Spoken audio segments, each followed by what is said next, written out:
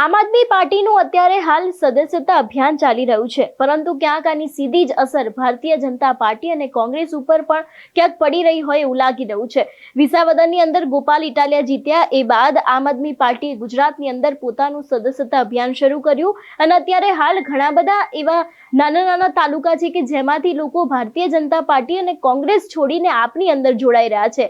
પરંતુ જ્યારે બનાસકાંઠાના કાંકરેજની અંદર જ્યારે સદસ્યતા અભિયાન થયું હતું એ જ સમયે ઈસુદાન ગઢવીએ સીધા જ પ્રહારો છે તે ભારતીય જનતા પાર્ટી ઉપર પણ કર્યા હતા।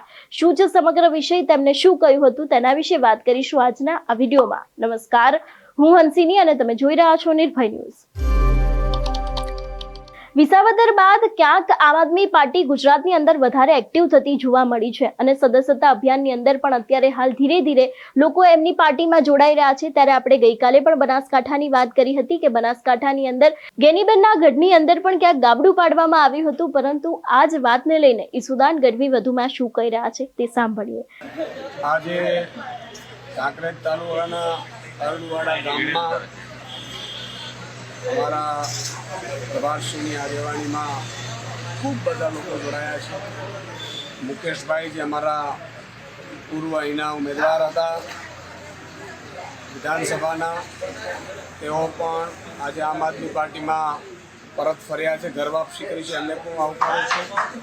સરપંચ શ્રી અમારી સાથે જોડાયા છે, સાથે સાથે લગભગ 100 જેટલા આગેવાન કાર્યકર્તાઓ આજે અહીંયા આમ આદમી પાર્ટીનો ખેસ પહેરી અને સદસ્યતા લીધી છે। માનનીય અરવિંદ કેજરીવાલજીની આગેવાનીમાં આમ આદમી પાર્ટી ખૂબ મજબૂતાઈથી આગળ વધી રહી છે। ત્યારે ગુજરાતને પણ કામની રાજનીતિનો ચસ્કો લાગ્યો છે। ખૂબ બધી જ્ઞાતિ જાતિ ધર્મની રાજનીતિઓમાં ગુજરાત લૂંટાયું અને રાવણની જેમ ભાજપે ધર્મનો ખેસ પહેરીને જે લોકોને લૂંટ્યા છે એનાથી લોકો જાગૃત થયા છે। આજે તમામ સમાજ, એમાં ખાસ કરીને ઠાકોર સમાજનું તો ભાજપે ખૂબ શોષણ કર્યું છે। આટલા વર્ષોની સત્તા બાદ પણ આ સમાજને મળવાપાત્ર જે હક અધિકારો છે મળ્યા નથી।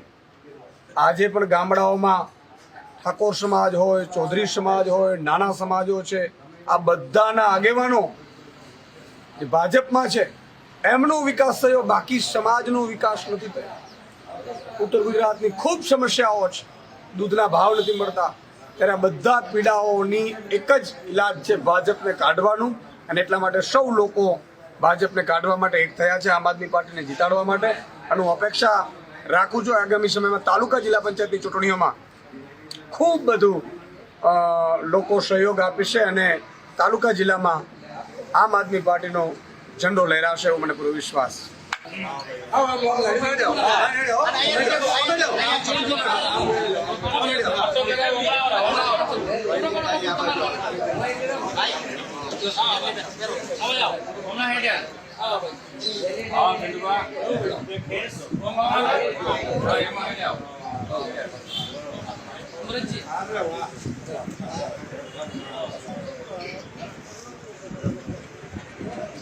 હા અમરાભાઈ, આવો આવી જાય સાહેબ।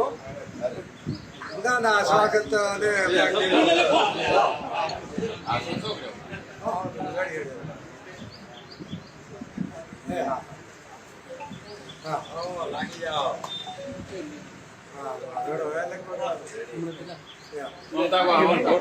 લગભગ વાત થઈ ગઈ છે, અંદર બેસી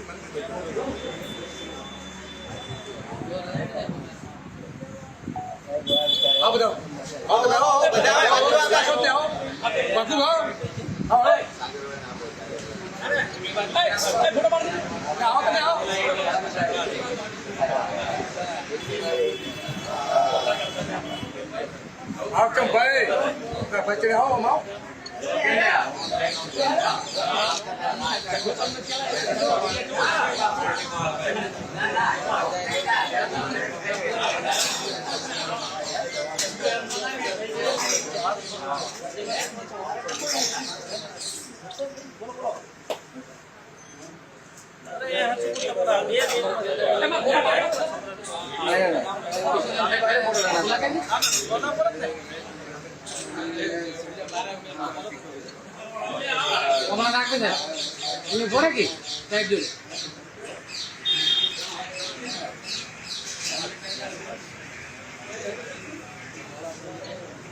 તમારું શું માનવું છે આ વિષયને લઈને અમને કમેન્ટ કરીને ચોક્કસથી જણાવજો. તેની સાથે અમારી ચેનલ નિર્ભય ન્યૂઝને લાઇક, શેર અને સબસ્ક્રાઇબ કરવાનું ભૂલશો નહીં. નમસ્કાર.